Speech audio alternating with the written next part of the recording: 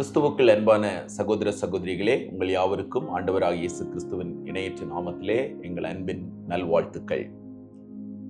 இன்றைய நாளிலே bishop Ruban M Sathyaraj அவர்களுடைய ஆரம்ப ஊழியங்களான அந்தமான் பகுதியிலிருந்து ஊழியங்களுக்காய் கடந்து சென்று இன்றும் அதே அந்தமான் பகுதியிலே தன்னுடைய ஊழியங்களை தொடர்ந்து செய்து கொண்டிருக்கிற ஒரு தேவ மனிதர் நம்முடைய மத்தியிலே இன்று வந்திருக்கிறார்கள்.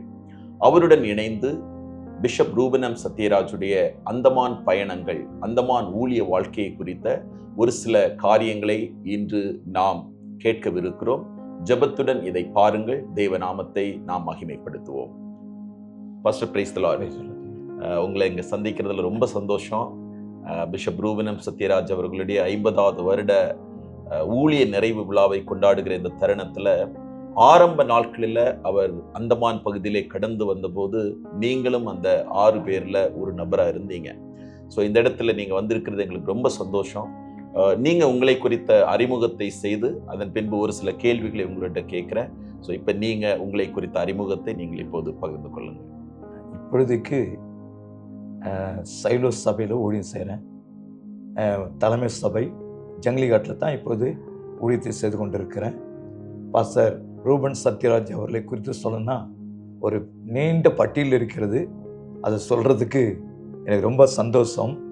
என்கிட்ட அவரை முதல்ல 1979வது ஆண்டில் முதல்ல சைலோ என்று ஆரம்பிக்கவில்லை. அந்த பைபிள் காலேஜ் ஆரம்பித்தாங்களே தவிர சைலோ என்று பேரிடவில்லை. அப்பொழுது வசந்தா அண்ணன் அவர் எனக்கு அறிமுகப்படுத்தினார். அந்தமான் நிகழ்ச்சியெல்லாம் பாஸ்டர் ரூபன் அவர்களுக்கு சொல்லுங்கள் அப்படின்னு சொன்னாங்க.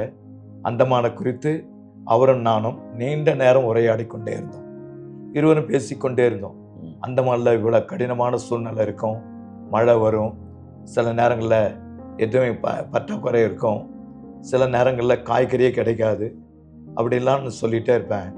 அப்போ 79வது வருஷத்தை முடிந்து கொண்டு நாங்கள் 6 பேர் மெயின் பாஸ்டர் இப்பொழுது பிஷப் ரூபன் அவர்கள் நல்ல ஒரு நிலையில் இருக்கிறாங்க. அந்த நாட்களில் எங்கள் கூட வரும்போது அவருக்கு பிரசங்கம் பண்ண தெரியுமோ என்னன்னு எனக்கு தெரியாது, எங்கள் 5 பேருக்கும் தெரியாது. ஆனால் முதல்ல நான் தான் பாடலை பாடி ஒரு பிரசங்கம் பண்ண ஆரம்பித்தேன். அதுக்கப்புறம் கொஞ்ச நாள் கழிஞ்சு பம்பு பிளாட்ன்ற ஒரு இடத்துல நான் கூட்டத்தை ஆரம்பித்தோம். அவர் செய்தியை கொடுக்க ஆரம்பித்தார். அந்த செய்தியை அங்கே இருக்கிற மக்கள்லாம் மிகவும் கவர்ந்து அவர் பிரசங்கத்தை மிக மிக சந்தோஷமாக கேட்டுக்கொண்டிருந்தார்கள். இப்படிப்பட்ட ஒரு பிரசங்கியார் எம் ரூபன் சத்யராஜ் அவர் பேர். அந்த நேரத்தில் அப்படிதான் நாங்கள் அழைப்போம். அவர் பிரசங்கத்தை கேட்க கேட்க ஜனங்களுக்கு மிகுந்த சந்தோஷத்தையும் மகிழ்ச்சியும் உண்டானது. என் கண்ணால் நேராக பார்த்தேன். அதுக்கப்புறம் நாங்கள் 6 பேர் எங்கே போனாலும் அவரை தான் பிரசங்கிக்க விடுவோம்.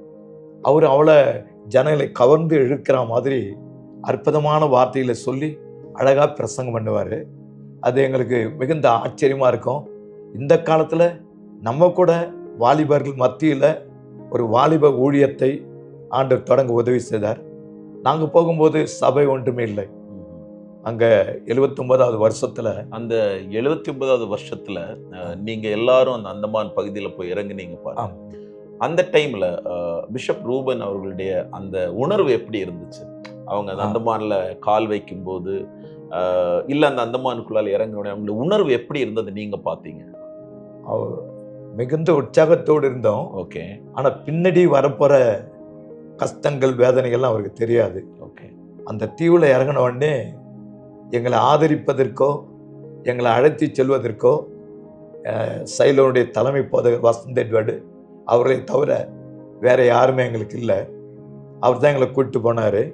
கூட்டிகிட்டு போயிட்டு ஒரு வீடாக நாங்கள் ஏறி இறங்கும்போது அந்த வீடு ஊழியத்துக்கு அது லாக்கியான வீடா, அந்த ஊழியத்தை அந்த இடத்துல ஆரம்பிக்க முடியுமா அப்படின்ற நிறைய காரியங்களை அப்படி யோசித்து ஒரு வீட்டுக்கு போனோம். அந்த வீட்டில் எங்களை ஏற்றுக்கொண்டாங்க.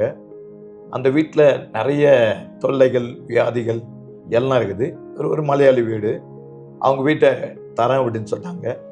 நாங்கள் ஊழியம் ஆரம்பிப்போம்னா அவங்களுக்கும் தெரியாது. இப்போ பம்பு பிளாட்டில் இருக்கிற ஜனங்கள்லாம் ஒரு சபையை தேடி ஓடி வராங்க. எங்கே சபையை ஆரம்பிக்கிறதுன்னு தெரியல. அந்த நேரத்தில் தான் ரேஞ்சர் வர்கீஸ் அவங்க வீட்டில் அந்த சபையை முதலாவது தொடங்குறதுக்கு முன்பாக நான் சொல்லிடுறேன். எங்களை விட்டு ரெவரண்ட் வசந்த் எட்வர்ட் அவங்க மறுபடியும் சென்னைக்கு வந்துட்டாங்க. இப்போ எங்கள் கால்களில் நாங்களே நிற்க வேண்டியதாயிற்று. அவ்வளோ பெரிய உதவிகள்லாம் அந்த காலங்களில் செய்ய முடியாது. மிஷினும் ஸ்டார்ட் பண்ண காலம் அது. எங்களுக்கு உதவி ரொம்ப சொற்பமானது தான். அந்த நேரத்தில் ஊழியத்தை ஆரம்பித்தோம். சில இடங்களில் நாங்கள் ஊழியத்துக்கு போயிட்டு வரும்போது தேவைகள் இருக்கும். சாப்பிட்றதுக்கு என் கையில் எதுவுமே இருக்காது. சாப்பிட்றதுக்கு ஆசைப்படுவோம். அந்த கடையில் இட்லி இருக்குது, சாப்பிட்டு போகலாமே அப்படின்னு.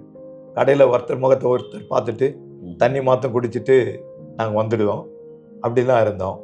சில நேரங்களில் எங்களை கூப்பிட்டு யாராயிலும் சாப்பாடு கொடுப்பாங்க. அது எங்களுக்கு பெரிய சந்தோஷமாக இருக்கும். இன்னும் சாப்பாட்டு வேலையை ஆரம்பிக்கலை. நிறைய பாத்திரம் இதெல்லாம் கொண்டு போனோம்.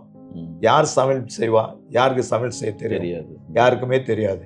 இந்த நேரத்தில் தான் அந்த வீட்டார் சொன்னாங்க, இங்கே அடுப்பு இருக்குது, எல்லாம் இருக்குது, நீங்களே சமைச்சிக்கலாம் அப்படின்னு சொன்னாங்க. பிஷப் ரூபன் அவருக்கு சமைப்பாங்களா? அவ்வளோ தெரியாது அவங்களுக்கு. ஓகே. அவர் எப்பொழுதும் பைபிளும் கையுமா இருப்பார். ஒரு டவுல் எடுத்து போட்டுக்குவார். பைபிள் படிச்சுட்டே இருப்பார். சாப்பிட்றதுக்கு நாங்கள் கூப்பிட்டா கூட அவ்வளோ சீக்கிரமாக வர மாட்டார். யார் சமையல் கலை அப்படின்னு பார்க்கும்போது ஒருவேளை உங்களுக்கு தெரிந்திருக்கலாம். அவர் பேர் சுகுமார். ஓகே. சுகுமார் அவர் தான் சமையலில் எங்களுக்கு எல்லாருமே கற்றுக் கொடுத்தவர். சமையல் இந்த தேங்காயெல்லாம் அரைக்கணும் அப்படின்னா ஆலன் தான் ஏமாந்தவர். அவரை விட்டுடுவோம். அவரை கல்லை போட்டு அரைச்சிக்கிட்டே இருப்பார். நாங்கள் கொஞ்சம் மேன்மையான வேலைக்கு போயிடுவோம். காய்கறி எதெல்லாம் வாங்கிட்டு மீன் எதுவும் வாங்கிட்டு வந்துடுவோம். அது வரைக்கும் இந்த இட்லிக்கு சட்னி சேர்த்து கூட எங்களுக்கு தெரியாது. அவர் பாட்டு அரைச்சிக்கிட்டு இருப்பார். இவர் சுகுமார் வந்து எல்லாத்தையும் கற்றுக் கொடுப்பாரு. அது ஒவ்வொருவருக்கும் ஒவ்வொரு வேலை கொடுப்போம். அந்த வேலைகள்லாம் எல்லாமே செய்வோம். ஆனால் பாருங்க, எங்கள் 6 பேருக்குள்ள ஒற்றுமை, ஒரு மனம். யார் என்ன செய்தாலும் யாருக்குமே தடை இல்லை. அவர் பாடுறாரா பாடிக்கிட்டே இருக்கட்டும், இவர் பேசுறாரா பேசிக்கிட்டே இருக்கட்டும், பைபிள் வாசிக்கிறாரா பைபிள் வாசிச்சுட்டே இருக்கட்டும். ஆனால் எங்களுக்குள்ள நல்ல ஒரு ஐக்கியம். யாராயிலும் ஒருத்தர் கஷ்டம் அப்படின்னா 5 பேரும் அவங்க கூட தான் இருப்போம். நைட் அண்ட் டே அவங்க கூடவே தான் இருப்போம். எனக்கு மலேரியா காய்ச்சல் வரும்.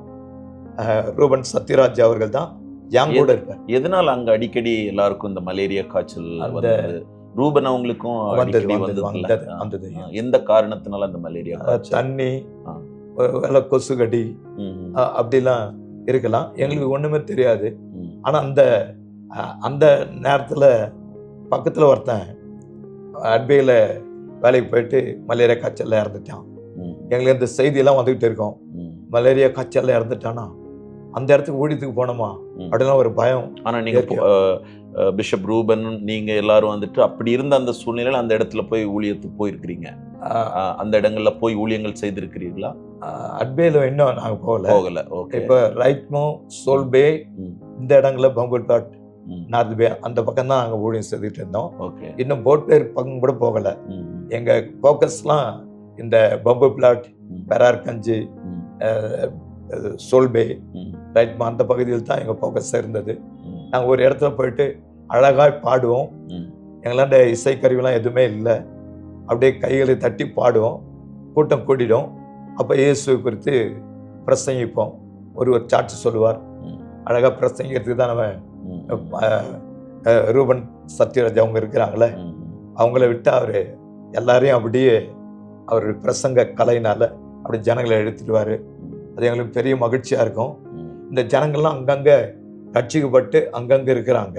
இப்போ இவங்கெல்லாம் ஒன்றாக சேர்த்து ஒரு இடத்துல ஆராதிக்கணும். அதுதான் வெம்பர்லிகன் சர்ச்சை ஒரு இடத்துல ஆரம்பித்தோம். ஆரம்பத்தில் 6 பேரும் சேர்ந்தோம். ஆரம்பித்த உடனே சொற்ப ஜனங்கள் தான் கொஞ்சம் பேர் வந்தாங்க பம்பு பிளாட்லேருந்து.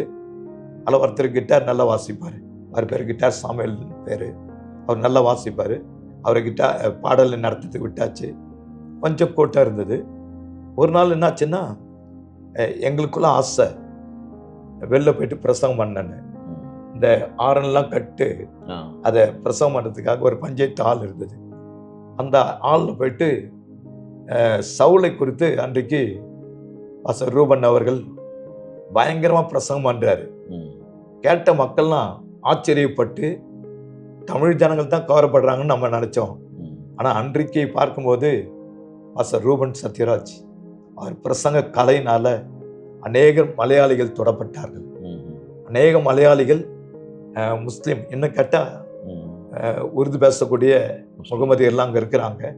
அவங்களெல்லாம் கூட கவரப்பட்டு அவருடைய பிரசங்கத்தை கேட்க வந்துட்டாங்க. சவுல் பவுலா ஆனதை குறித்து அழகாக பிரசங்கம் பண்ணார். அதிலிருந்து அங்கே இருக்கிற முகமதியர்களுக்கும் அங்கே நம்ம சர்ச்சுக்கு வரக்கூடிய சகோதரர்களுக்கும் வாக்குவாதங்கள் நடக்கும். அடிக்கடிக்கு சாயங்காலத்தில் வருவாங்க. இந்த வாக்குவாதத்தெல்லாம் ஆலோசனை சொல்லி அழகாக அவங்களுக்கு விளக்கி பைபிளை குறித்து ரூபன் சத்யராஜ் அவங்க சொல்லுவாங்க. ரொம்ப ஆச்சரியமா இருக்கும். இது வந்துட்டு இந்த ரொம்ப ஒரு வாலிப பருவம் இல்லையா? நீங்க அங்கெல்லாம் இருக்கும்போது ஒரு 20-22 வயதுகள் அந்த வயசு தான். ஸோ இந்த நாட்கள்ல வந்துட்டு எப்படி வந்துட்டு பிஷப் ரூபன் அவங்க கிட்ட ஒரு அந்த தலைமைத்துவ பண்பு அப்படிங்கிறத அந்த இடத்துல எப்படி நீங்க பார்த்தீங்க? அவருடைய தலைமைத்துவம் உங்களுக்கு எப்படி நல்லபடி உங்களுக்கு புரிஞ்சுது அந்த இடத்துல? இப்போ நாங்க பார்த்த ஒரு எதுன்னா பிரசங்க கலை மாத்திரம் நான் சொல்ல வரல. அவருக்கு ஒரு வீட்டை எப்படி மெயின்டெனன்ஸ் பண்ணணும்னு தெரியும், ஒரு குடும்பத்தை எப்படி மெயின்டெனன்ஸ் பண்ணணும்னு தெரியும், வீட்டுக்கு என்னென்ன தேவையோ அத்தனையும் அவருக்கு தெரியும். அப்போ நாங்கள் பார்க்குறோம் அவருடைய குணத்தை நாங்கள் பார்க்குறோம். சபை உருவானா அதை எப்படி கட்டி காப்பது அப்படின்னு சொல்லிட்டு பார்க்கும்போது நிறைய வாலிப பிள்ளைகள் வருவார்கள். நாங்கள் 6 பேரும் வாலிபர்கள் தான். பெண்கள் வருவார்கள், சுற்றி வருவார்கள்.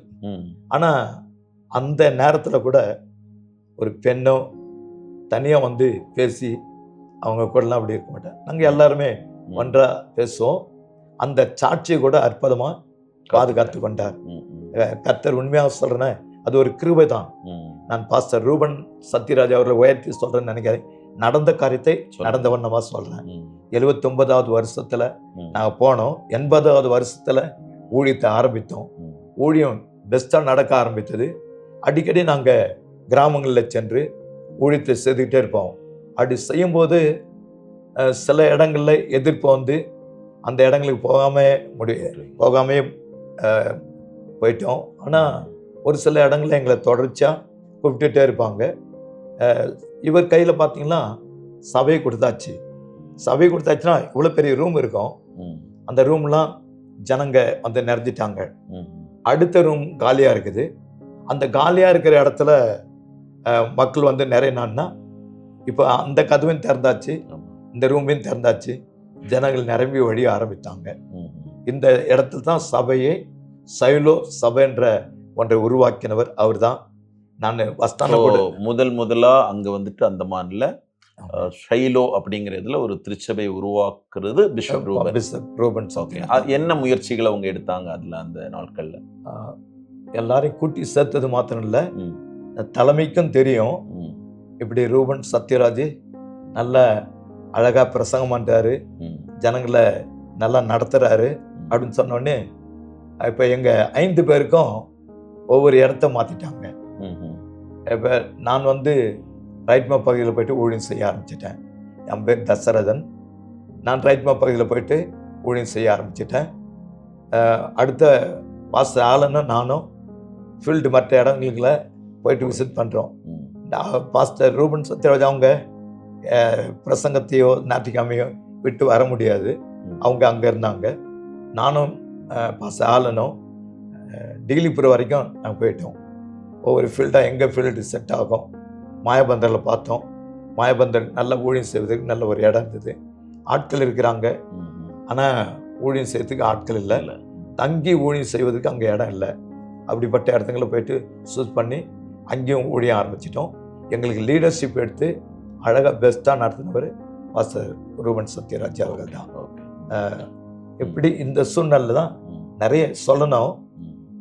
அவங்க சரீரத்தில் அடிக்கடிக்கு ஏதோ ஒரு பலவீனம் வந்துக்கிட்டே இருந்தது. தெரியும், மலேரியா காய்ச்சல்னா கூட சீக்கிரமாக எதாலும் ட்ரீட்மெண்ட் எடுத்துடலாம். அவங்களுக்கு அந்த விக்கல் ப்ராப்ளம் வந்துக்கிட்டே இருக்கும். விக்கல் ப்ராப்ளம் வந்தோடனே ஊழியம் பாட்டுட்டு பெஸ்ட்டாக வளர்ந்து போயிட்டே இருக்குது. நிறைய பேர் வந்துக்கிட்டே இருக்கிறாங்க. இப்போ இந்த ஊழியம் தடைப்படாமல் நடக்கணும் அப்படின்னா அவங்க கண்டிப்பாக இருந்துக்கிட்டே இருக்கணும். இந்த சூழ்நிலை தான் அவங்களுக்கு மிகுந்த வேதனையோடு கூட தான் இந்த 82 வரைக்கும் ஊழியம் அங்கே செய்தாங்க. செய்துட்டு அவங்க சரீரத்தில் பலவீனப்பட்டு சென்னைக்கு வந்துட்டாங்க. சென்னைக்கு வந்து ட்ரீட்மெண்ட் எடுக்கிறாங்க. சைலோ இதில் தான் வந்தாங்க. அவங்க தான் இருந்தாங்க, அவங்க வஸ்தானம் கூட தான் இருந்தாங்க. அங்கேயே வச்சுக்கலாம் அப்படின்னு பார்த்தாலும் அவங்க சரீரம் ஒத்து வரல. அப்படியே வந்துட்டு தான். ஸோ இந்த 3 வருஷ காலம் அவங்க அங்கே அந்தமான்ல இருந்து காரியங்களை செஞ்ச குறிப்பாக வந்துட்டு அந்த நாட்களில் உங்களுக்கு ஊழியத்திற்கு தேவையான எல்லா உபகரணங்கள், எல்லா எக்யூப்மெண்ட்ஸ் எல்லாமே உங்கள் கைகளில் அது இருந்துச்சு தான்? இல்லை. ஓகே. அப்படி இருந்துட்டு எப்படி அந்த இடங்களில் உங்களாலையும் எல்லாம் சேர்ந்து ஊழியங்களை செய்ய முடிஞ்சு? அதான் ஆண்டவருடைய கிருபை. அவர் பிரசங்கம் பண்ணுவார், அதில் காணிக்க வரும், அப்படி பகிர்ந்து இதையெல்லாம் போட்டு சரி பண்ணி நல்லா காணிக்க கொடுக்குற மக்கள் இருந்தாங்க. அவர் மாத்திரம் அதை அனுபவிக்கலை, எங்கள் 5 பேரையும் அதில் கூட்டு சேர்த்துக்குவார். எல்லாருக்கும் உதவி செய்யக்கூடிய மனப்பான்மை அவருக்கு இருந்தது. அதனால் சைலோவில் அந்த நாட்களில் கொஞ்சம் கடினமான சூழ்நிலை தான். பைபிள் காலேஜே நடக்கணும், இந்த ஊழியத்தை தாங்கணும்னு அவங்களால முடியல. அதனால் கொஞ்சம் வருமானத்தை வச்சு மற்றதெல்லாம் பாஸ்டர் ரூபன் சத்யராஜ் பார்த்துக்குவாங்க. விசேஷமாக எங்களுக்கு 2 பேட்டமாஸ் லைட்டு தேவைப்பட்டது. ஓகே. அதற்காக நாங்கள் ஜெபம் பண்ணிகிட்டு இருக்கிறோம். ஜெபம் பண்ணிகிட்டு இருக்கும்போது ஆச்சரியவிதமாக சென்னையிலேருந்து 2 லைட்டை அனுப்பிச்சி விட்டாங்க. அது ஊழியத்துக்கு ரொம்ப பிரயோஜனமாக இருக்கும். அங்கெல்லாம் அந்த ஊழியம் செய்யும்போது நிறைய கேள்விப்பட்டுக்கிறோம், இந்த அட்டைப்பூச்சி வந்து கால்களில் கடிக்கும், பூட்ஸ் இப்போ கிடைச்சதுன்னா இன்னும் நிறைய இருக்கும். அப்படிப்பட்ட அந்த அனுபவங்கள் எல்லாம் பிஷப் ரூபன் எப்படி அதை மேற்கொண்டார்? அது நாங்கள் ஒரு காட்டுக்குள்ளே 6 பேரும் ஜெபம் பண்ணிகிட்டு இருக்கிறோம். எனக்கும் தெரியும், எங்களுக்கு யாருக்குமே தெரியாது. அட்டை எங்கள் கூட தான் இருக்குன்னு யாருக்குமே தெரியாது. ஜெபம் பண்ணிட்டு எல்லாம் காலை தொட்டு பார்த்தா பிளட்டாக வந்துக்கிட்டு இருக்குது எல்லாருடைய கால்லையும். அப்போ தான் எங்களுக்கு கம்பூட்ஸ் தேவை. அந்த காட்டுக்குள்ளே போகணும்னா அதுவும் சகதி நிறைய இருக்கும் அந்த பகுதியில். அப்போ எங்களுக்கு அதுக்காக ஜெபம் பண்ணோம், அதுவும் வந்து சேர்ந்தது. இப்படி ஒவ்வொரு பொருளாக என் கையில் வந்து சேர்ந்தது. ஆரம் தேவைப்பட்டது, மைக்கு ஆரம், மைக் செட்லாம் அதுவும் தேவைப்பட்டது. அதுவும் ஆச்சரியமாக கொடுத்தாரு. எல்லாம் பாஸ்டர் ரூபன் அண்டரில் தான் இருக்குது. அவங்க வந்து பெஸ்ட்டாக அதை மெயின்டெனன்ஸ் பண்ணாங்க. எதாயிலும் தேவைன்னா அவராண்ட சொன்ன தலைமைக்கு தெரியப்படுத்துவாங்க, அவங்க அனுப்பி கொடுப்பாங்க. அங்கேயும் எங்களுக்கு அவ்வளோ நாங்கள் விரும்புகிற ஒரு பனின் கூட இல்லாமல் இருந்திருக்கிறோம். பனின் கூட உள்ளே இருக்கிற எல்லாம் ஒரே பேண்ட் ஒரே ஷர்ட்டில் இருந்துக்கலாம் அந்த நேரத்தில் இருந்திருக்கிறோம். நாங்கள் ஒருத்தர் மாற்றி போட்டுக்கிட்டோம். அப்படி நல்ல ஒரு ஐக்கியம் இருந்தது. கர்த்தருக்கு ஸ்தோத்திரம். நாங்கள் விரும்பினதெல்லாம் கடவுள் அவர் மூலமாக கொடுத்தாரு. அது பெரிய ஆச்சரியம் தான். ஓகே. அந்த நாட்கள், அந்த வாலிப நாட்களில் இந்த உணவுக்காக எல்லாம் நீங்கள் உங்கள் விரும்பமெல்லாம் சாப்பிட முடிஞ்சதா? என்ன ஒரு சில நாட்களில் பிஷப் ரூபன் சொல்லியிருக்கிறாங்க, அவங்கள அந்த பிஸ்கட்டே வெறும் 1.5 ரூபாய் பிஸ்கட்டை வாங்கி 5 நாட்கள் நாங்கள் மாறி கொஞ்சம் கொஞ்சமாக, அதை பற்றி கொஞ்சம் பகிர்ந்து கொள்ளுங்க. ரொம்ப ஆச்சரியமான இதுதான். நாங்கள் எங்கள் கையில் கிடைக்கிற பணத்தை உடனே செலவாயிடும்.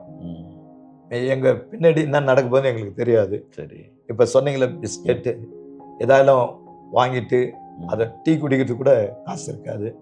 அந்த நேரத்தில் ஐயா சொன்ன மாதிரி தான் ஒரு பிஸ்கெட் வாங்கிட்டு அதை சாப்பிட்டுட்டு தண்ணி கொஞ்சம் குடிச்சிட்டு அப்படி தான் இருப்போம். அதான் அவர் கையில் கிடைச்சாச்சுன்னா அது எல்லாருக்கும் எங்களுக்கு பகிர்ந்து கொடுப்பாங்க. அது சாப்பாடாக இருக்கட்டும், காசாக இருக்கட்டும், துணியாக இருக்கட்டும், எதுவாக இருந்தாலும் அந்த ஆரம்பத்தில் அந்த குணம் அவருக்கு நல்ல குணம், கொடுக்குற குணம் இருந்தது. யாராலும் ஊழியக்காரங்க மாத்திரம் இல்லை, விசுவாசிகள் கஷ்டப்பட்டாலும் அவங்கள தாங்கி அப்படியே அணைத்து கொண்டு போகிற ஒரு சுபாவம் இருந்தது. அதை குறிப்பாக என்னால் சொல்ல முடியும். எந்த காரியமாக இருந்தாலும் 2 விசுவாசிகள், நல்ல முதிர்ந்த விசுவாசிகள், ஒருத்தர் பேர் தன்ராஜ், மற்றவர் பேர் தேவராஜ். எதுவாக இருந்தாலும் அவரை வந்து கேட்டு உங்களுக்கு என்னையா தேவை அப்படின்னு சொல்லிட்டு அவங்க தேவைகள்லாம் சந்திப்பாங்க. ஆச்சரியமாக இருக்கும். நல்லா வயதானவங்க ஐயாவுண்ட தான் வந்து ஆலோசனை கேட்பாங்க. இது மாதிரி வேலை இடத்துல வேலை பார்க்குற இடத்துல ஒரு முஸ்லீம் ஐயா இது மாதிரி பேசுகிறான், அவனுக்கு எப்படி பதில் சொல்லணும் சொல்லுங்க அப்படின்னு சொல்லி வந்து பார்த்து சொல்லுங்க, ஒரு ஞாயிற்றுக்கிழமை வந்து பார்க்க சொல்லுங்கன்னா அந்த ஆரனில் சத்தம் வருது இல்லை, ஆமா. அந்த மேல் வீட்டிலேருந்து அந்த சத்தம் வரும். அந்த சத்தமே அவனுக்கு பதில் சொல்லிடும். ஓகே. அந்த ரோட்டில் போகும்போது அங்கேயும் வந்து சத்தத்துக்காக பிரசங்கத்துக்காக ரோட்லேயும் நிற்பான். அந்த வசனமே அவங்க கூட பேசி சர்ச்சுக்குள்ளே வந்துடுவான். அப்படிப்பட்ட ஒரு கிருபையை கர்த்தர் கொடுத்தாரு. அதான் எப்பவுமே அவர் சொல்லுவார், சர்ச்சுக்குள்ளே வந்த போதும் அவனை கடவுள் தொட ஆரம்பிச்சிருவாரு அப்படின்னாங்க. இந்த மலைப்பகுதிகள் எல்லாம் ஊழியம் செய்யறதுக்கு போயிருப்பீங்கல்ல, மலைகள், காடுகள், ஏன்னா அந்த ஆதிவாசி மக்களை எல்லாம் தேடி நீங்க போறதுக்காகவோ இல்ல அந்த பகுதி முழுதும் சுற்றி திரியும் போது அங்கெல்லாம் எப்படிப்பட்ட அந்த அனுபவம் எப்படி இருந்தது? அதை பிஷப் ரூபன் நீங்க இப்ப நினைச்சு பார்க்கும்போது அந்த நாட்கள்ல எப்படி அவங்க இருந்தாங்க? குடிக்கிறதுக்கு தண்ணி இல்லாத நாட்கள், இப்படி எல்லாம் ஒரு சில அனுபவங்கள் இருக்குது. ஸோ அதெல்லாம் நீங்க எப்படி இப்ப நினைச்சு பாக்குறீங்க அந்த காரியங்கள் எல்லாம்? இப்ப நாங்க 6 பேர்ல பாஸ்டர் ரூபன் அவர்களும் நாகர்கோவிலேருந்து ஒரு நல்ல அக்காடின்னு வாசிப்பார், அவர் வந்தார், நம்ம தலைமை போதகர். அவங்க கூட நாங்கள் சேர்ந்து அட்பே போனோம். அட்பே முன்ன பின்ன போனதே இல்லை. இதான் முதல் விஷயம். நாங்கள் பிரயாணப்பட்டு போகிறோம்.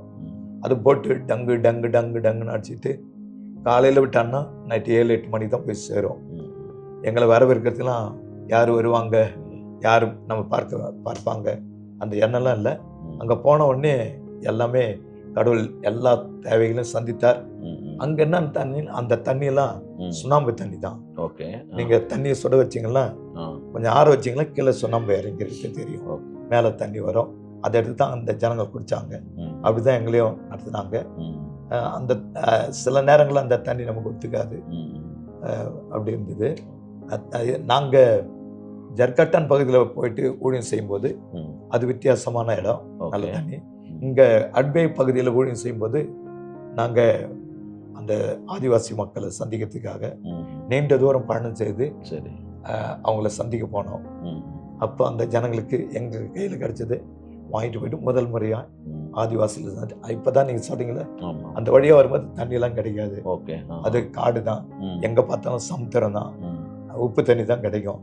அந்த இடங்கள்லாம் கொஞ்சம் கடினமாக தான் இருந்தது. ஒரு வாரத்துக்கு மேலே தான் அங்கேயே இருந்தோம். போட் பேர் போகிறதுக்கு போட் இருக்காது, கையில் இருந்த காசுலாம் காலி ஆகிடும். எங்கள் மணியாற்று அனுப்புனா கூட வந்து சேராது. ஏன்னா அந்த காலத்தில் போட்டில் தான் வரும், போட் பேர்லேருந்து போட்டில் தான் வரும். இல்லாட்டி காய்கறியோ எதுவோ எல்லாமே அப்படியே பந்தாயிடும். அந்த சூழ்நிலை அப்படி இருந்தோம். சில நேரங்களில் வார் சொன்னது உண்மைதான். இப்போ நீங்கள் சொன்னீங்க பாருங்க, அந்த ஆதிவாசிகளை சந்திக்கிறதுக்காக போனீங்க. அப்போ அந்த முதல் அந்த ஆதிவாசியை சந்திச்ச போது பிஷப் ரூபனுடைய அந்த ரியாக்ஷன், ஓகே நான் அந்தமானில் வந்ததுனுடைய ஒரு இதை சாதிச்சிட்டேன் அப்படிங்கிற மாதிரி ஏதாவது ஒரு ஃபீல் பண்ணாரா? அதை பற்றி ஏதாவது சொல்லுங்க. நாங்கள் சந்தித்ததில் அது ஒரு பெரிய மகிழ்ச்சி தான். ஆனால் எப்படி வர்ணிக்கிறதுன்னு தெரியல எனக்கு.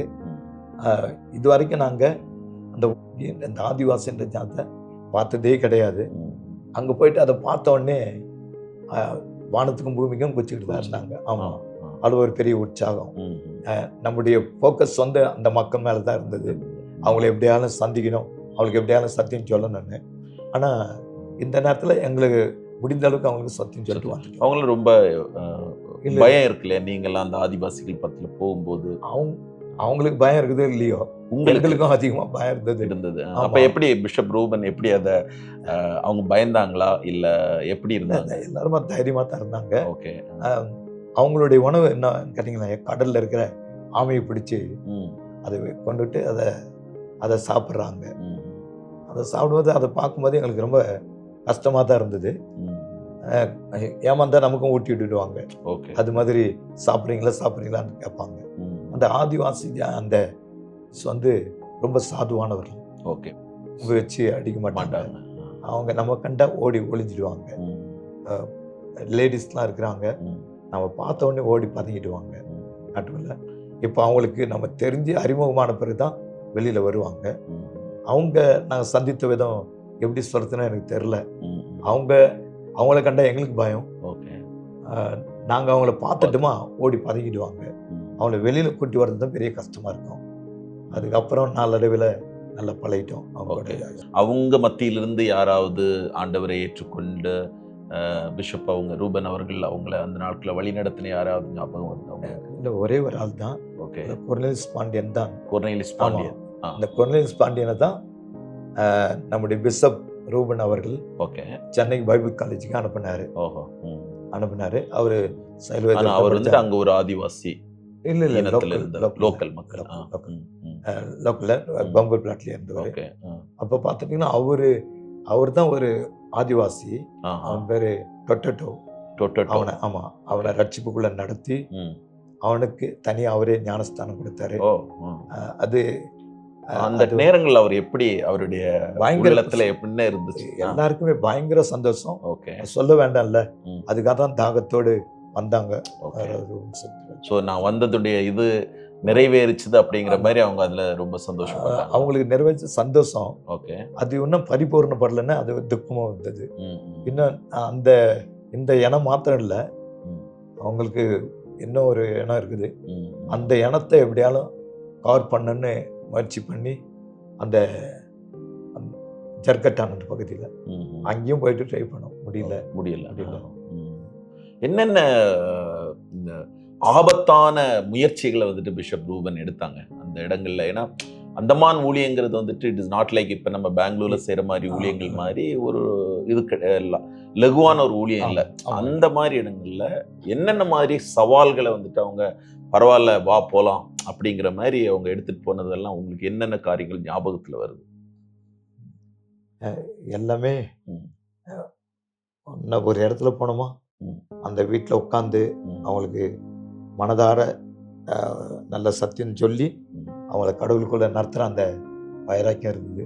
சொல்வேன், நைட்டாக இருக்கட்டும் பகலாக இருக்கட்டும், அது அடிக்கடிக்கு சில இடங்களில் சண்டை வரும். ஓகே. அதெல்லாம் திருத்தி வைக்கிறதுக்கு போவார். ஒரு அதில் பார்க்கும்போது ஒரு முஸ்லீம் ஃபேமிலி, அவங்க சகோதரி முஸ்லீம், இவர் ரான்ச்சிகார் கிறிஸ்டின் தான். அவங்கள கடவுளுக்குள்ள நடத்துறதுக்கு அதிக பிரயாசப்பட்டார். ஆனால் நான் சொன்ன அந்த ஆதிவாசிகளை சந்திக்கிறதுக்கு அதிக முயற்சி பண்ணோம். ஆனால் முடியாமல் போயிடுச்சு. ஏன்னா இப்போ இருக்கிற மாதிரி அந்த ஏரியாவில் போனால அது எருமை மாடாக இருந்தாலும் சரி, பசுவாக இருந்தாலும் சரி, அந்த வில்ல அம்பு அடிச்சே கொண்டுடுவானுங்க.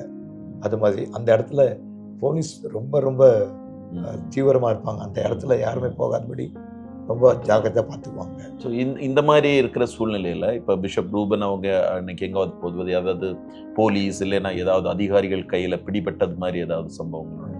இல்லை, அப்படியே போயிட்டு எல்லாமே பத்திரமா வர முடிஞ்சது? இல்லை அங்கேயே தங்க வேண்டியது மாதிரி ஏதாவது? ஓகே. அந்த நாட்கள்லாம் எப்படி அவங்க அதை மேனேஜ் பண்ணாங்க? அங்கே அந்த வீட்டார் கூட சேர்ந்து அங்கே இருந்துட்டு மறுநாள் பொழுது வெளியே வந்துடுவோம். ஓகே. இப்போ சாதாரண விசுவாசிகள் அந்த அவங்கள வச்சு தான் அந்த இடத்துல போயிட்டு ஊழியம் செய்ய முடியும். அது டைரெக்டாக நம்ம போய் செய்யணுமா முடியாது. போலீஸுக்கு தெரிஞ்சதுன்னா உள்ளே வச்சுடுவாங்க. அதனால் ஜாக்கிரதையாக இருக்கிறது. எங்கே நாங்கள் பகிரங்கமாக சத்தியத்தை சொல்ல முடியாது. நான் சத்தியத்தை அவருக்கு சொல்லிட்டேன்ட்டு சொல்ல முடியாது. வெளியில் சொன்னால் நாங்கள் பெரிய ஆபத்தில் முடியாது. ஸோ இப்போ பிஷப் ரூபன் அங்கே இருந்த நாட்களில் 2 விதமான மக்கள் குரூப்பை சந்திக்கணுங்கிற முயற்சி எடுத்திருக்கிறாங்க. ஆமாம். ஸோ இந்த 2 விதமான குரூப்பை சந்திக்கணும் அப்படிங்கிறது அவங்களுடைய உள்ளத்தில் எழுந்த ஒரு வாஞ்சை. ஸோ அதற்காக முயற்சிகளை அன்னைக்கு எடுத்திருக்கிறாங்க. இன்னைக்கு அவங்க அன்னைக்கு எடுத்த அந்த முயற்சிகள் இன்னைக்கு நீங்கள் அங்கே இருக்கிறீங்கல்ல, ஏதாவது மாற்றம் இல்லை ஏதாவது விளைவுகளை நீங்கள் அதை பார்க்குறீங்களா? நிச்சயமாக. அதை பற்றி கொஞ்சம் சொல்லுங்க. அதனுடைய பலனாக தான் இன்றைக்கு அவங்க மத்தியில் போயிட்டு ஊழியம் செய்ய முடியுது. ஓகே. அது மேலே இருந்த பாரம் எல்லாருக்கும் ஸ்தாபனத்தின் தலைவர் பாஸ்டர் ரூபன் அவங்களுக்கு ஆண்டவர் கொடுத்த அந்த பாரம் அதெல்லாம் மறக்கவே முடியாது. எப்படியாலும் போனோன்னு கவர்மெண்ட் விடாது. கவர்மெண்ட்டு நம்ம தடை செய்து தான் அவங்களால. இல்லாட்டி அந்த காலத்தில் அது ரொம்ப ரொம்ப டேஞ்சரஸான காலகட்டம். உள்ளே யாரும் போயிட்டு திரும்பி உயிரோடு வர முடியாது. அப்படி தான் எங்கள் காலம் போச்சு. ஆனால் எங்களுடைய அவங்க ஃபோக்கஸ் சபையை பார்க்குறது. சபையிலிருந்து அதுக்கு முடிந்தால் அந்த ஆதிவாசி உரிமைகளை செய்யலாம். அதுக்காக நம்ம வழியை நம்ம எதாலும் அதை அந்த பாதையில் போனால் நம்ம கண்டுபிடிச்சிட்டா பெரிய ஆபத்து, ஊழியமே செய்ய முடியாது. அது மாதிரி தடை வந்துடும். அதுக்காகத்தான் நான் பயந்துட்டு அந்த இடத்துல அதிகமாக. கரெக்ட். ஆனா அன்னைக்கு பிஷப் ரூபன் ஒரு சில முயற்சிகள் எடுத்திருக்கிறாங்க. ஆமாம் அதுடைய முயற்சியினுடைய விளைவுகளை இன்னைக்கு நீங்க அங்க கிட்டத்தட்ட மோர் தென் 40 இயர்ஸ் மேல, கரெக்டா? அந்த விளைவுகளை நீங்க எப்படி பாக்குறீங்க இப்போதைக்கு? அதோடைய விளைவுகள் எப்படி இருக்கு? ஜனங்கள் வெளியே வந்தாங்க, சத்தியம்லாம் சொல்லி இருக்கிறோம். ஓகே, சத்தியம்லாம் சொல்லி இருக்கிறோம். ஆனா அந்த ஜனங்கள் வெளியே வந்தாங்களே தவிர விடுதலை ஆகலை. அந்த பாவக்கட்டிலிருந்து, இன்னும் அந்த துன்மார்க்கமான வாழ்க்கையிலிருந்து, அந்த ஆதிவாசிகளை சொல்றேன், இன்னும் முழுமையா விடுதலை. ஆனா அவங்களுக்குள்ள சத்தியம் இப்ப போறதுக்கு வாசல்கள் திறந்து. ஆமா, சத்தியம் போயாச்சு. அந்த இடத்துல இருந்து தங்கி தான் ஒழிஞ்சது. அது நான் வெளியில சொல்லவும் கூடாது. அது ஆபத்துல போய் முடியும். அது அதனால இப்ப நிறைய பலன் இருக்குது. நிச்சயமா இப்ப அந்த ரூட்ல நாங்க போனோம்னா கூட ஆள் தெரிஞ்சாச்சு நம்ம பார்த்து கூப்பிட்டாங்களா நமக்கு பெரிய ஆபத்து. அதான். இப்ப அங்கெல்லாம் இந்த கடல்கள் இதெல்லாம் தளர்ந்து போகணும்ல இல்லைங்க? போயிட்டு ஒரே நாள் வரும்போது எந்த மாதிரி பிரயாணம் பண்ணுவீங்க? எல்லா இடங்களுக்கும் போகும்போது கப்பல் மூலமாகவா இல்ல படகு மூலமா போவீங்களா? போட்ல எல்லாம் போயிருப்பீங்கல்ல, படகு அந்த மாதிரி வரும்போது ஏதாவது ஆபத்துக்கள் அப்படி எல்லாம் சிக்கி மாட்டிருக்கீங்களா? ஆனா படகுல போயிருக்கிறோம். அங்கிருந்து சின்ன குட்டி படகுல போயிருக்கிறோம். அதெல்லாம் போயிட்டு அந்த ரான்ச்சி பீப்புள் கவர் பண்ணிட்டு வந்துடுவோம். அதுல காலை முழங்கால் அளவுக்கு சகதி இருக்கும். ஓகே. அந்த சேத்துலயே நடந்து நடந்து நடந்து போயிட்டு அங்கெல்லாம் ஒழிஞ்சிருந்தோம். அப்போ சோல்பை 19ன்னு சொல்லிட்டு ஒரு இடம் இருக்கு. சரி. அந்த இடத்துல ரான்ச்சி மக்கள் நிறைய இருந்தாங்க. ரான்ச்சி மக்களுக்காக சத்தியம் சொல்றதுக்காக அங்கே போயிருக்கிறோம். அது ஒரு பெரிய ஆசீர்வாதம். அவங்களுக்கு சத்தியத்தை விதைச்சோம். அது பலனை நம்மளால அனுபவிக்க முடியாது. Long distance. அந்த காலங்களில் யானை தொந்தரவு இருக்கும். உள்ள போனா யானை வந்துருமே அப்படின்னு சொல்லிட்டு அங்க இருக்கிற ஜனங்களை பயன்படுத்திடுவாங்க. அதனால அங்க போயிட்டுமா பாதுகாப்பா இருந்துடும். திருப்பி வரும்போது கஷ்டம். அது நல்ல பலனை கொடுத்தது. ஆனா ரான்ச்சி மக்கள்ல கூட நிறைய பேர் ரட்சிக்கப்பட்டு இன்றைக்கு வேற சபைகள்லாம் இருக்கிறாங்க. நிறைய மக்கள் ரட்சிப்பின் அனுபவத்துக்குள்ள வந்திருக்கிறாங்க. ஸோ இந்த காடுகளுக்கெல்லாம் போயிட்டு வரும்போது பிஷப் ரூபன் அவர்கள் மலைகளில் இதிலெல்லாம் அந்த மலைப்பாம்புகள் இதெல்லாம் சந்திக்கப்பட்ட அந்த அனுபவங்கள் உங்களுக்கு ஞாபகம்? அது ஒரு காடு ஊழித்து முடிச்சுட்டு வரோம். நல்ல மழை, காற்று அடிக்குது, பெரிய பாம்பு. அது எங்க கண்கள் இருட்டா இருக்குது. ஏதோ மரக்கட்டு அப்படின்னு தான் நாங்கள் நினைச்சிட்டு இருந்தோம். 5 பேரும், நாங்கள் ஒரு ஆள் மாத்திரம் 6 பேரும் மரக்கட்டு இருக்கு அப்படின்னு சொல்லிட்டு நினைச்சோம். அதுக்கப்புறம் அது பார்த்தா நகர ஆரம்பித்தது. அப்புறம் தான் எங்களுக்கு கொஞ்சம் பயம் பிடிச்சாச்சு.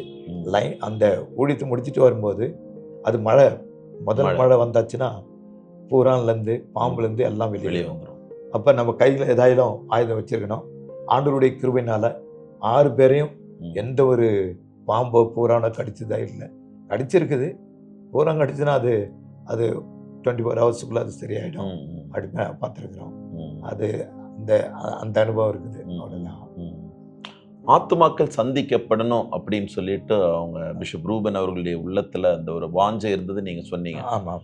அங்க அவங்க இருக்கும்போது அதற்காக எப்படிப்பட்ட பிரயாசங்கள் எல்லாம் அவங்க எடுத்தாங்க? இந்த சபை ஊழியம், பிரசங்கம் இல்லாம மற்றபடி என்னென்னலாம் காரியங்களை அவங்க முயற்சி பண்ணாங்க? இப்போ சில இடங்களில் கைப்பிரதி உபவாசம் போட்டு ஜெபம் பண்ணுவோம் இந்த ஜனங்கள் சந்திக்கப்படுறதுக்காக.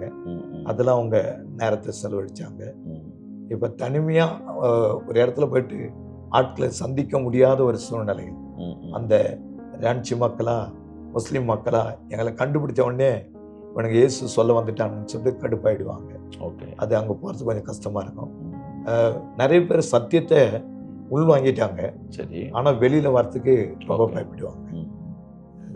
ஓகே. நீங்கள் முதல்ல சொல்லும்போது ஒரு விசுவாசிக்கு முதலாவது ஞானஸ்தானம் பிஷப் ரூபன் கொடுத்தாங்கன்னு சொன்னீங்க.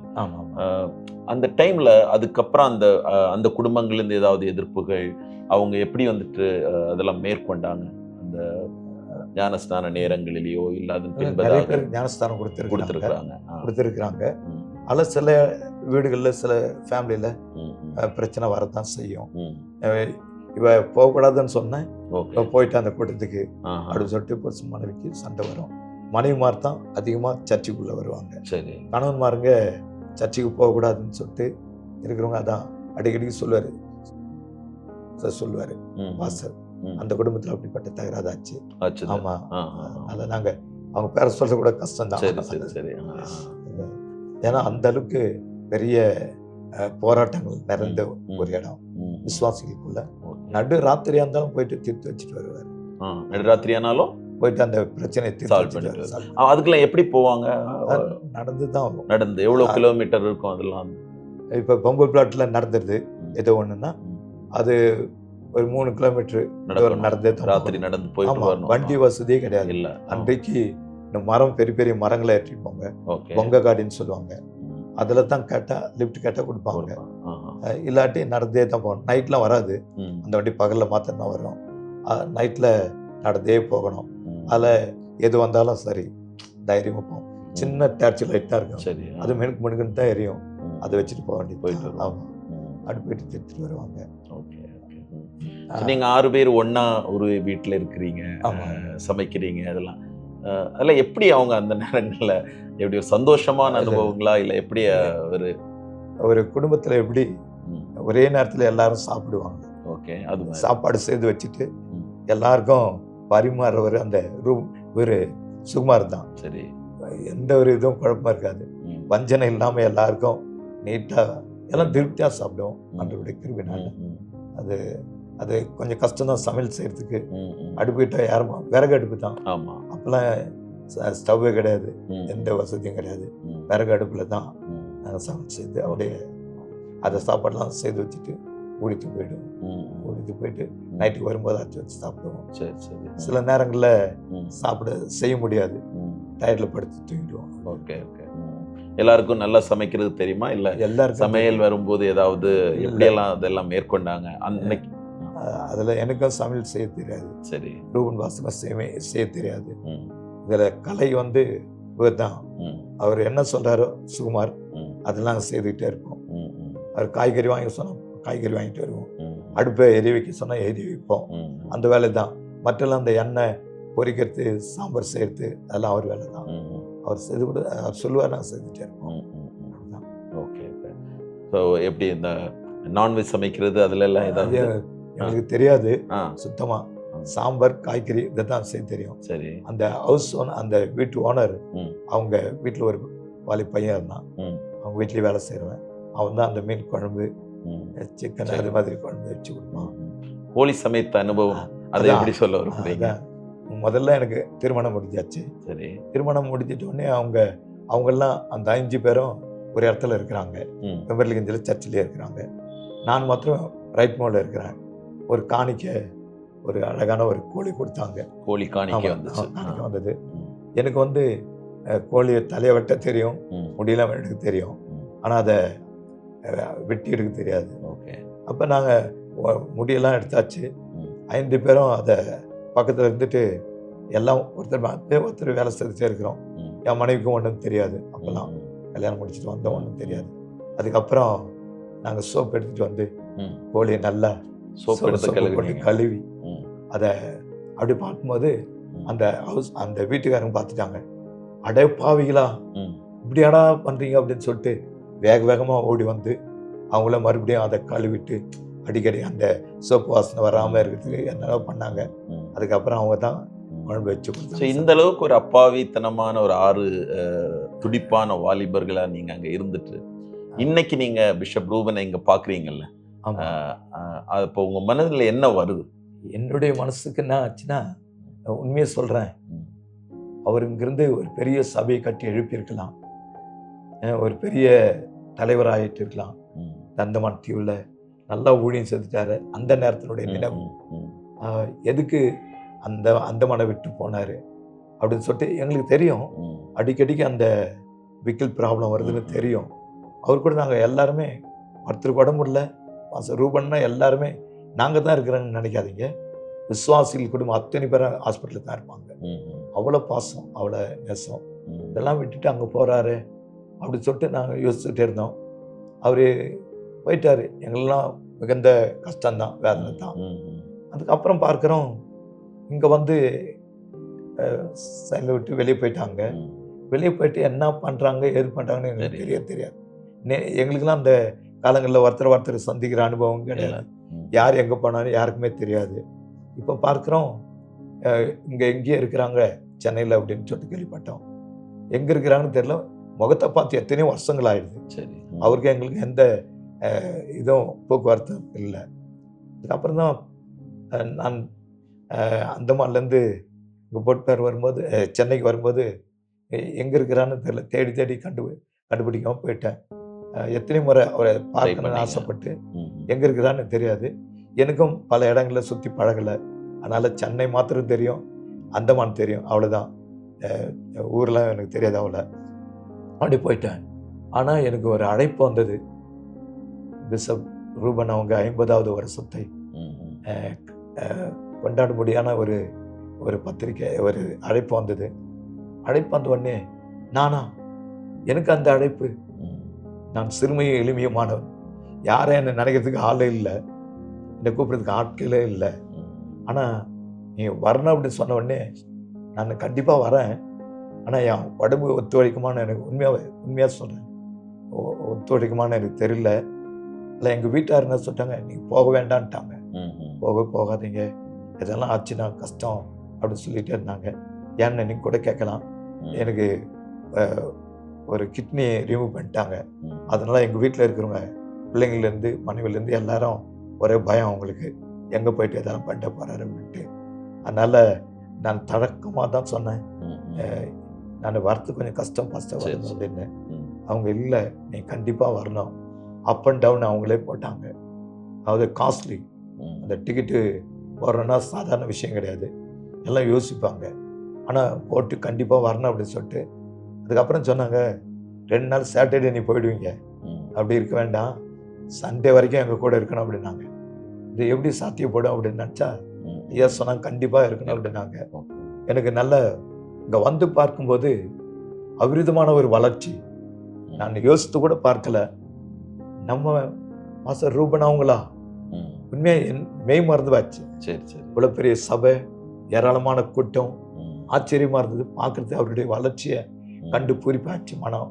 கண்ணிலேருந்து கண்ணீர் வந்தது. இன்னும் என் கூட இருக்கிற சக ஊழியர்கள் 3 பேரும் வந்தாங்க. 5 பேரும் ஒரு இடத்துல கூடி அவர் மகிழ வைக்க வேண்டும் என்று அவரே எல்லாரையும் ஒன்று கூட்டி இந்த இடத்துல சேர்த்தாங்க. ஒருவரை கட்டி தழுவும் போது அழுந்த ஒரு பெரிய மகிழ்ச்சி எங்களால் சொல்ல முடியல, வர்ணிக்க முடியல. உண்மையாகவே அவங்களையும் அவங்களுடைய ஊழியத்தையும் நிச்சயமாக ஆசீர்வதித்திருக்கிறார் என்னால் சொல்ல முடியும். இது மனுஷன் கொடுத்த ஆசீர்வாதம் இல்லை, கர்த்தரால இந்த ஆசீர்வாதம் வந்ததுன்னு எனக்கு நல்லா தெரியும். இப்போ அந்த அந்தமானில் இவங்க பிஷப் அவங்க ஊழியம் செஞ்சுட்டு இருக்கும்போது இந்த ஏதாவது அரசாங்க அதிகாரிகள் இந்த மாதிரிப்பட்டவங்களெல்லாம் சந்திப்பதற்கு ஏதாவது வாய்ப்புகள் இல்லையா? அவங்க ஏதாவது மீட் பண்ணி? நாங்கள் மீட் பண்ணோம். ஒரு தமிழ்காரு கந்தசாமின்னு சொல்லி நாங்கள் இருக்கிற காலத்தில், சரி, அவர் சந்தித்தோம். அவர் இணங்கி வருவதா தெரியல. எப்பவுமே அந்த இந்து மார்க்கத்திலே அவர் இருந்தனால. மற்றபடி நாங்கள் இருந்த சபைக்கு வர ஒருத்தர் அரசியலில் கொஞ்சம் ஈடுபாடு உண்டு. சரி, அவங்க மற்றவங்களுக்கெல்லாம் சின்ன சின்ன நாட்கள்லாம் சொல்லிட முடியும். அந்த எம்பியா நிற்கிறாங்களே அவங்களுக்கெல்லாம் சொல்ல முடியாது.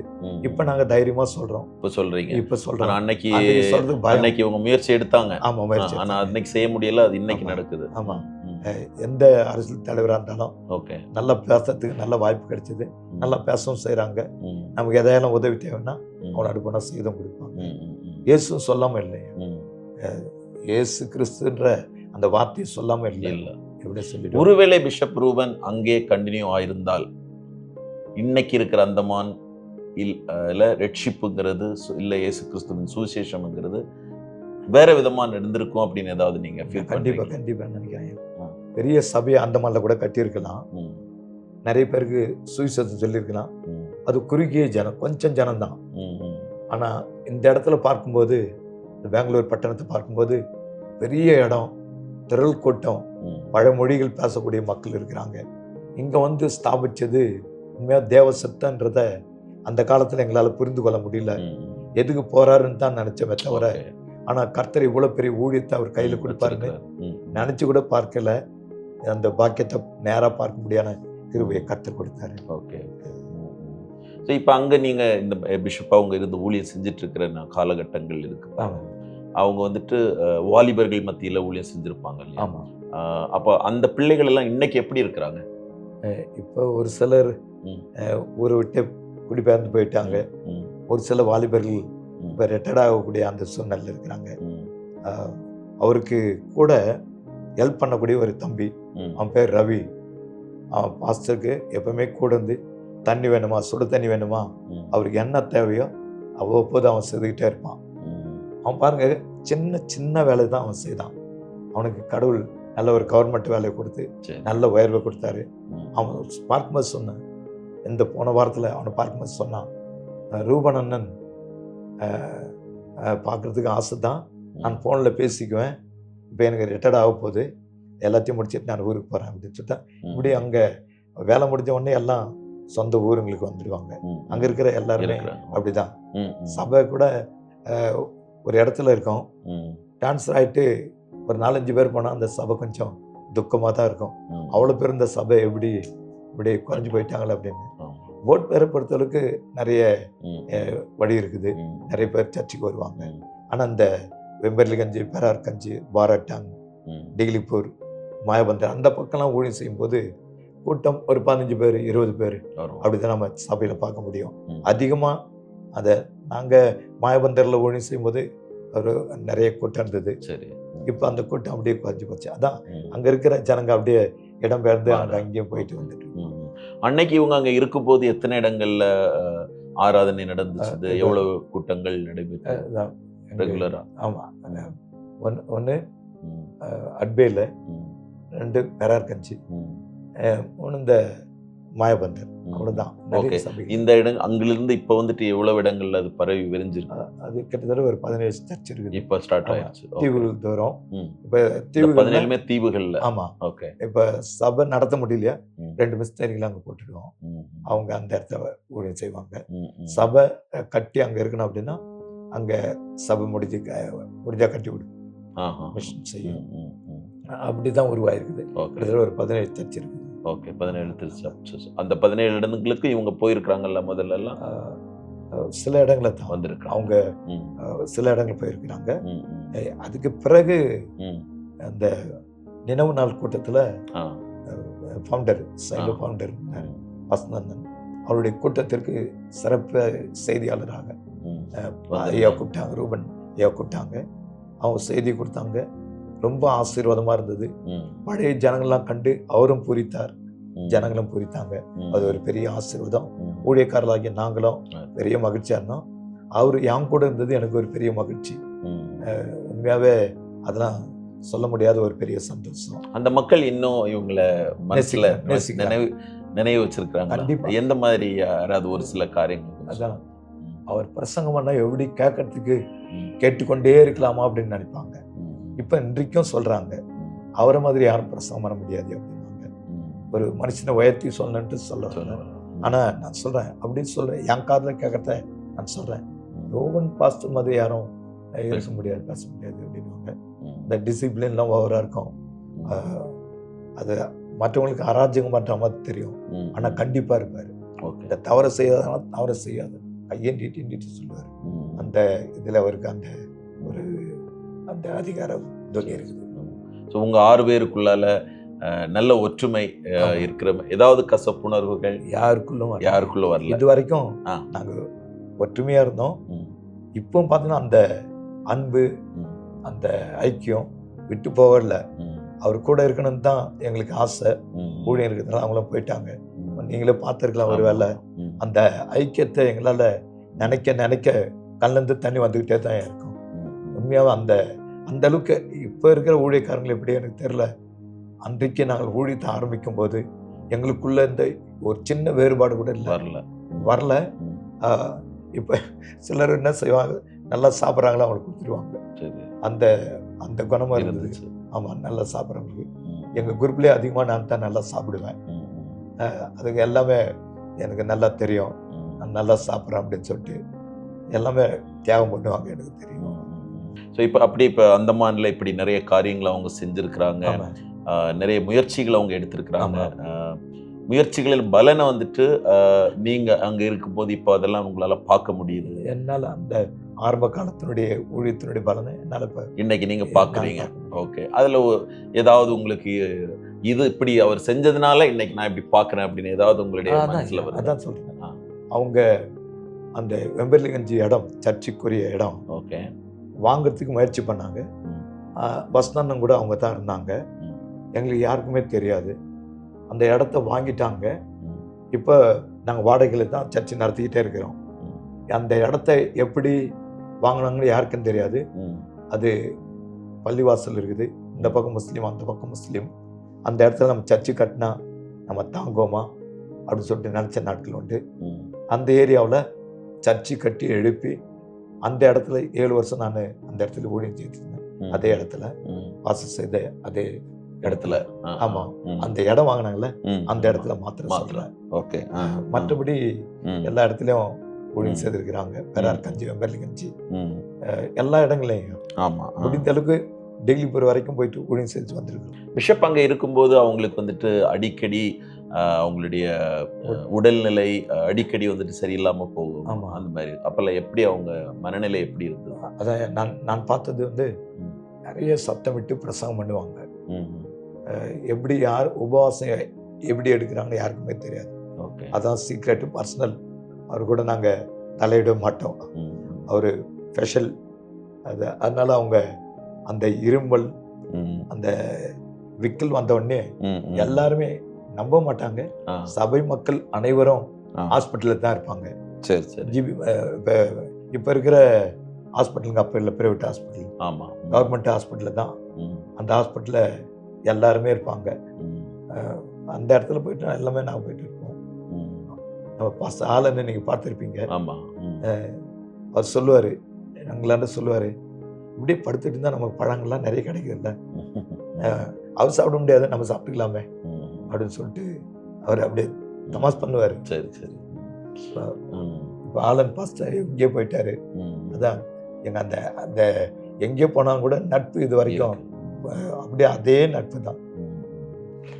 இப்போ இந்த நட்பு அப்படியே இருக்குன்னு சொல்றீங்கல்ல, இதுக்கு என்ன காரணம் நீங்க ஃபீல் பண்றீங்க?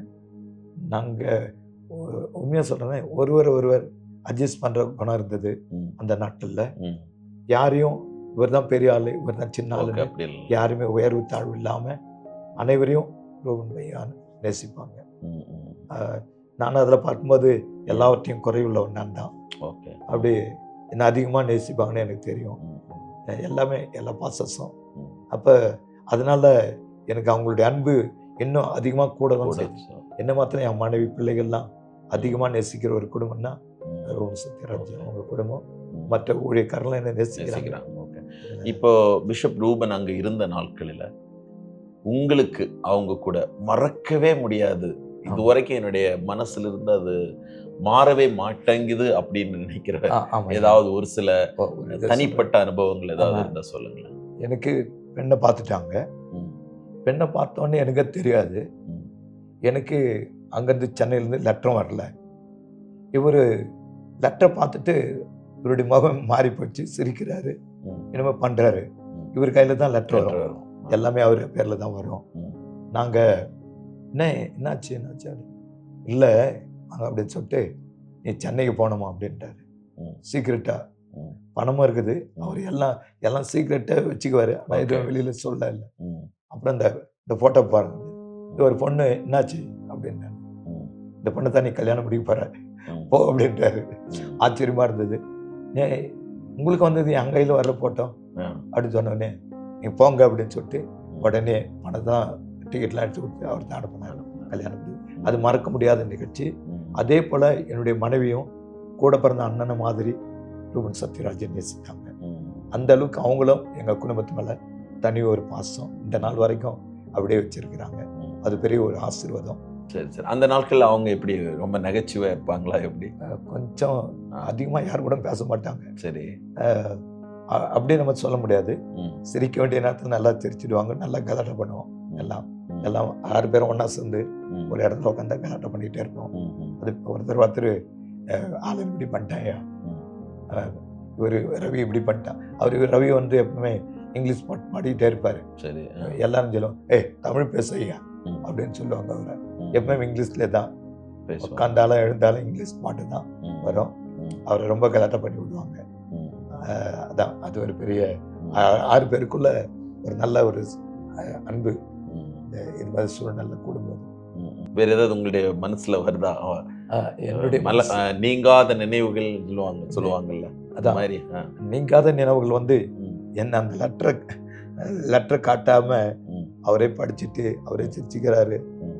இவருக்கு படி அங்கே திருமணம் நடக்க போகுதுன்னு எல்லாம் யோசித்தாங்க. அப்படி அதனால ஆமாம். ஆனால் கடவுள் அதை ஏற்ற நேரத்தில் முடிச்சாரு. எல்லாருக்கும் முன்னாடி ஆசீர்வாதமா வச்சாரு. இப்போ அதான் எனக்கு மறக்க முடியாத ஒரு நிகழ்வு. அது நிறைய காரியங்கள் இருக்குது. எனக்கும் மலேரியா காய்ச்சல் வரும் அடிக்கடி. யார் என் பக்கத்தில் இருக்கிறாருன்னா நம்மள கோணி பை இருக்கும், அதை தான் என் மேலே போட்டு வச்சிருப்பாங்க. அவ்வளோ குளிரும், குளிர் தாங்க முடியாது. யார் இருப்பான்னா இவர் தான் இருப்பார். ரோன் பஸ் தான் என் கூட இருப்பார். ஹாஸ்பிட்டலில் கண்ணை திறந்து பார்த்தா அப்படியே அங்கே இருக்கும். பஸ் போர்வெல்லாம் அங்கே ஏது அது எங்களுக்கு சாதாரண சின்ன இதுதான். அப்படியே கோணிப்பையின் மேலே கோணிப்பையை போட்டு அப்படியே மூடி வச்சிருப்பாங்க. அப்புறம் ஹாஸ்பிட்டலுக்கு கொண்டு போயிட்டு அங்கே பார்ப்பாங்க. ஸோ உங்களுக்குலாம் அப்போ இந்த மாதிரி உடல்நிலை சரியில்லாமல் போது ரொம்ப நார்மல் இந்த மாதிரி கோணிப்பை போட்டு தான் இது பண்ணுவீங்க? எனக்கு போட்டாங்க. அது என்னால் மறக்க முடியல. அந்த அந்த அளவுக்கு கடினமான ஒரு சூழ்நிலையில நீங்க இருந்து மலேரியா காய்ச்சல் இல்ல ஊழியங்கள் அப்படிதான் நடந்திருக்கு. ஆமா ஆமா. ஓகே. ரவி, சுகுமார் எல்லாருக்கும் அப்படி வந்திருக்கு.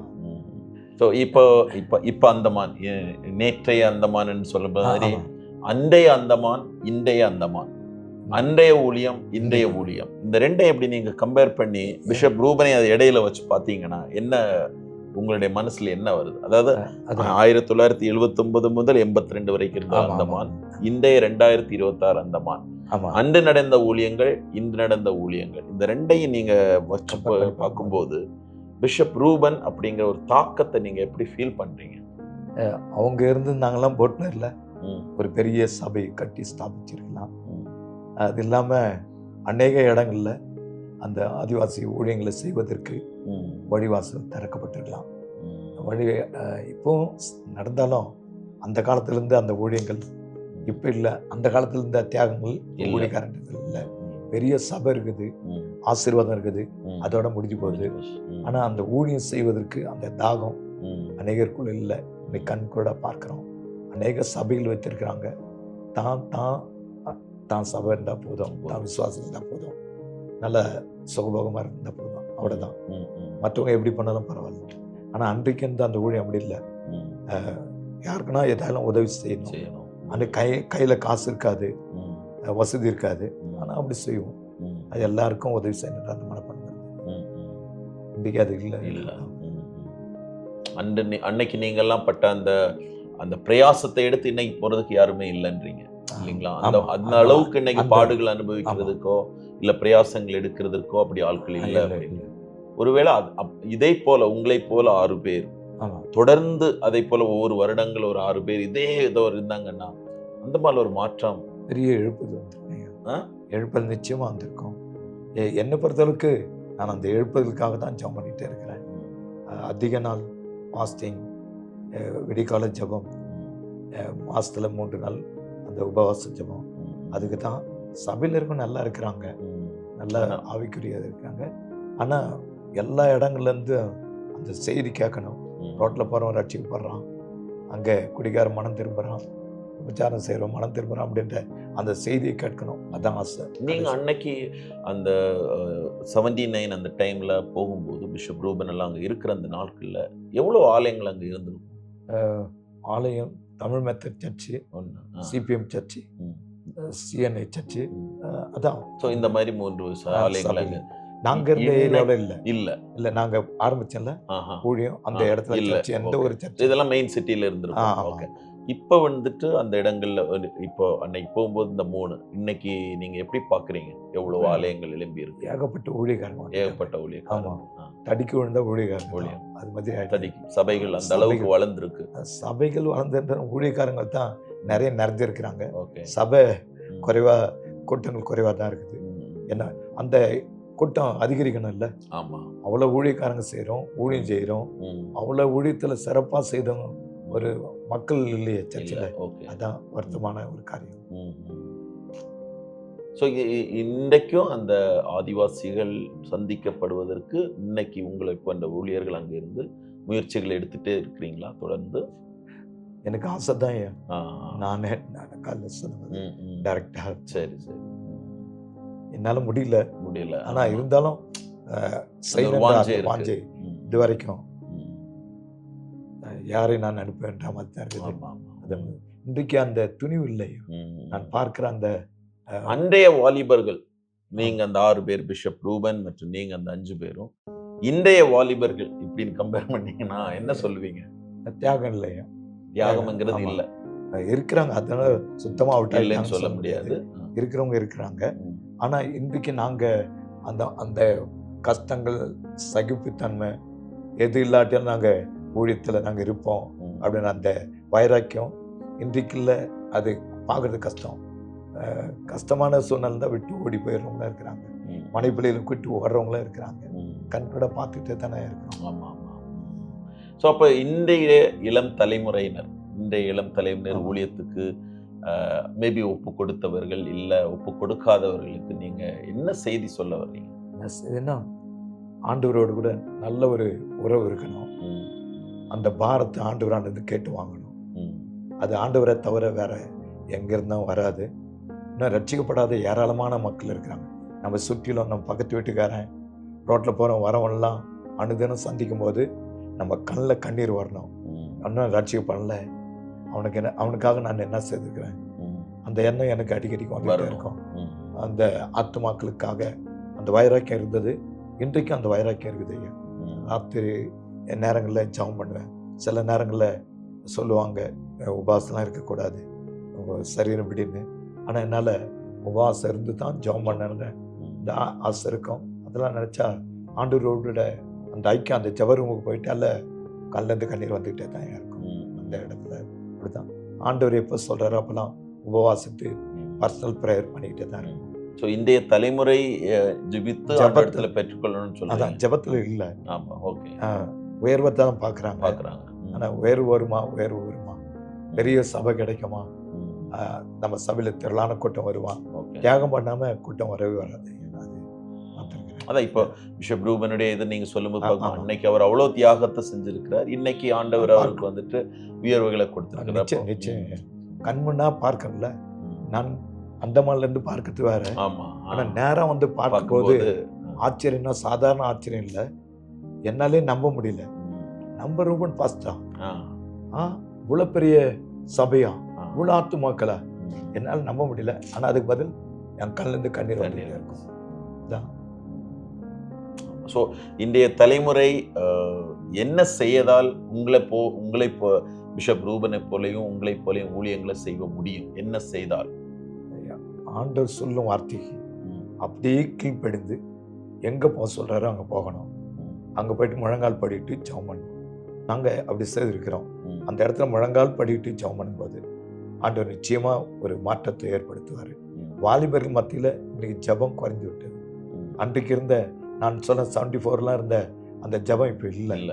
ஆர்ஸ்டேன்லாம் அவர் வச்ச கூட்டங்கள்லாம் பார்க்கும்போது திரளான வாலிபர்கள் சத்தமிட்டு அழுவாங்க. தஞ்சாவூர் பண்டித தோட்டத்தில் நான் பார்த்த காட்சி, அவர் மேடையிலேருந்து பிரசங்கம் பண்ணுவார்கள். அப்படியே வாலிபர்கள் பயங்கரமாக அழுது அழுது அழுது அப்படியே ஒப்பு கொடுக்கறது என்னால் நேராக பார்க்க முடிந்தது. அந்த கூட்டத்தில் நானும் ஒரு ஆளாக இருந்தேன். அந்த கூட்டத்தில் அபிஷேகம்னா வல்லமைன்னா அங்கே தான் பார்க்க முடிந்தது. ஆர் ஸ்டாலினா எனக்கு யாருன்னு தெரியாது.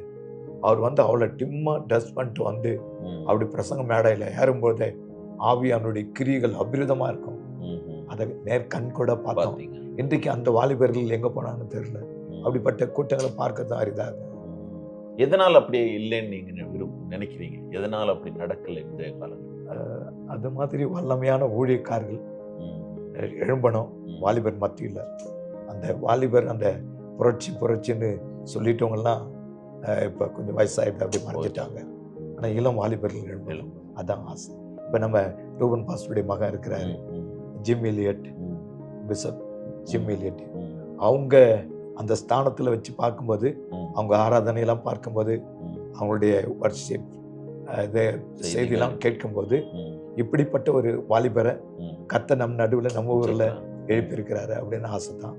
அவர் அந்தமானுக்கு வந்து ஊழியம் செய்யணும்னு எங்களுக்கும் ஆசை தான். நான் ஜெபம் பண்ண தொடர்ந்து. ஸோ இன்னைக்கு நீங்க பிஷப் ரூபன் அவங்களுக்கு உள்ளத்திலிருந்து என்ன சொல்ல விரும்புறீங்க? என் மனதார அவரை வாழ்த்தி ஆசீர்வதிக்கணும்னு தான் ஆசை இருக்குது. அதே மாதிரி அவங்க சரீரத்தில் சுகம் பெற்று மறுபடியும் அதே பிரசங்க லெவலில் எழும்பணும்னு அந்த ஆசை இருக்குது. இன்னும் அநேக வாலிபர்லாம் அவங்க பிரசங்கம் தொடரணும், அது அந்த ஆசை. அவங்க நல்ல சரீரத்தில் சுகம் உண்டாகணும். அவங்களுக்கெல்லாம் நம்ம ஆலோசனை சொல்ல முடியாது.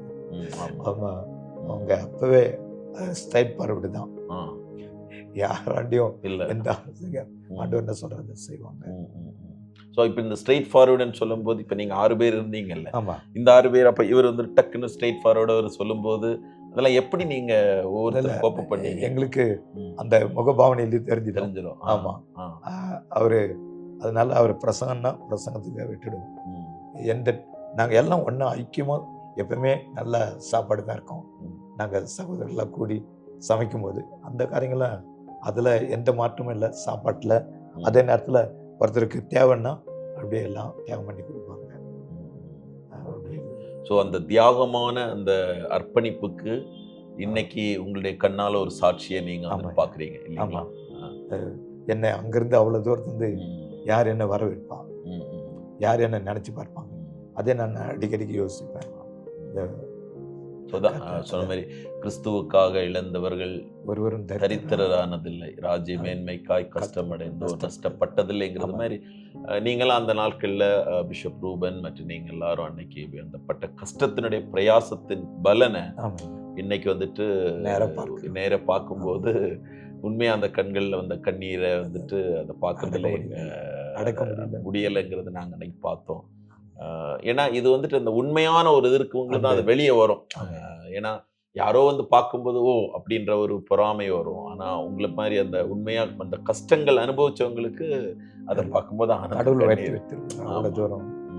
சந்தோஷம். வேற ஏதாவது நீங்க பிஷப் ரூபன் பத்தி அங்க நடந்த சம்பவங்கள் ஏதாவது உங்களுக்கு மனசுக்கு வருது அப்படின்னா நீங்க சொல்லலாம். நிறைய சொல்லிட்டீங்க. சரி சரி, ஓகே. அவங்க கடவுள் இந்த இடத்துல மறுபடியும் அந்தமான் அடிக்கடிக்கு வந்தாங்கன்னா எங்களுக்கும் கொஞ்சம் உற்சாகமாக இருக்கும். அது அவங்களால இப்போ கொஞ்சம் கடினமான சூழ்நிலை. நாங்கள் ஜெபம் பண்ணிக்கிறோம். கண்டிப்பாக. ஓகே ஓகே சார், உங்களை சந்திச்சதுல நீங்கள் இவ்வளோ நேரம் மனந்திறந்து உங்களை பற்றி பேசினதுல எங்களுக்கும் ரொம்ப சந்தோஷம். வருகிற நாட்களில் கர்த்தருடைய சித்தத்தின்படி அவங்களோ இல்லை பிஷப் ஜிம் அவங்களோ அங்கே வர்றதுக்குரிய முயற்சிகளை வந்துட்டு அவங்க எடுப்பாங்க. ஸோ மறுபடியும் அந்த மாநில ஆண்டவர் என்ன செய்ய சொல்கிறாரோ அதை செய்வோம். ஸோ இப்போ வேணா ஒரு நிமிடத்தில் நீங்கள் அவருக்காக ஜெபம் பண்ணி நீங்கள் முடிக்கிறீங்கன்னா. எங்கள் அன்பின் பரலோகத்தின் பரமபிதாவே, ஆதி காலத்தை நாங்கள் நினைத்து பார்க்கிறோம். அந்த காலத்தில் பிஷப் ரூபன் அவர்கள் அந்தமான் தீவில் அடிக்கடி இந்த விக்கல் ப்ராப்ளம் வந்து அடிக்கடி ஹாஸ்பிட்டலில் கொண்டு போயிட்டு சேர்த்து வைத்து சரீரத்தில் மிகுந்த பலவீனப்பட்டு ஐயா தேவ சித்தத்தை விட்டு அவர் விலகி போகிறார் என்று எண்ணின நாட்கள் உண்டு ஆண்டவரே. ஆனால் பரலோகத்தின் தேவன் அவரை குறித்து ஒரு பெரிய திட்டம், ஒரு பெரிய நோக்கத்தை நீங்கள் வைத்திருக்கிறத இந்த நாட்களில் கண்களை நான் பார்க்க முடிகிறது ஆண்டவரே. ஒரு விஷயாய் கூட அவருக்கும் அவருடைய துணைவியாருக்கும் சரீரத்தில் பரிபூர்ண சுகம் கிடைக்கணும் ஆண்டவரே. எத்தனையோ பலவீனங்கள், வெளியில சொல்ல முடியாத பலவீனங்கள் இயேசுவின் நாமத்தினாலே அவருடைய சரீரத்திலிருந்து எல்லா பலவீனங்களும் இயேசுவின் நாமத்தினால வெளியேற முடியாது நான் ஜெபிக்கிறேன். எல்லா வன்கண் ஆவிகள், எல்லா எரிச்சலின் ஆவிகள், இந்த குடும்பத்திற்கு விரோதமாய் போராடக்கூடிய அத்தனை ஆவிகளையும் இயேசுவின் நாமத்தை கொண்டு நான் கடிந்து கொள்கிறேன் ஆண்டவரே.